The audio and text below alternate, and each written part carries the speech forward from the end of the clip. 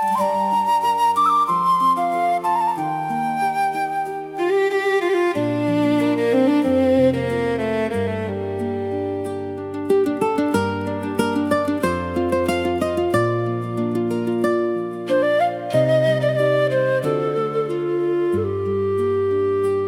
να καταλάβεις την υπομονή, πρέπει πρώτα να γνωρίσεις τη ρίζα της. Δεν είναι καταπίεση θυμού, ούτε σιωπή που βράζει μέσα σου. Είναι η δύναμη να βλέπεις καθαρά όσα σε ενοχλούν και σε ταράζουν. Να κατανοείς το γιατί, να αναλύεις το πώς, να απαντάς με σοφία και όχι με παρόρμηση. Η υπομονή δεν είναι φυγή, είναι γνώση, είναι καθαρότητα. Είναι η τέχνη να κρατάς το νου σταθερό όταν όλα γύρω σου ταράζονται. Είναι η δύναμη να μετατρέπεις το βάρος σε φως και κατανόηση. Κάποιες ενοχλήσεις δεν έχουν λόγο και αυτό τις κάνει πιο βαριές.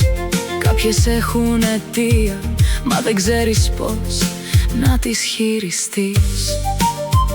Εκεί χρειάζεται πραότητα, ηρεμία, καθαρή σκέψη. Ο νους που βιάζεται πέφτει, ο νους που ηρέμει βλέπει. Κάθε κατάσταση έχει τρόπο, κάθε πρόβλημα έχει μονοπάτι. Η υπομονή δεν είναι φυγή, είναι γνώση, είναι καθαρότητα. Είναι η τέχνη να κρατάς το νου σταθερό όταν όλα γύρω σου ταράζονται. Είναι η δύναμη να μετατρέπεις το βάρος σε φως και κατανόηση.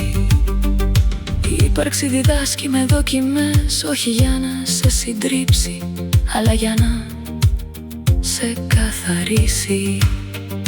Το καλό σβήνει το κακό, η σοφία λύνει τα δεσμά. Η υπομονή ανοίγει δρόμους.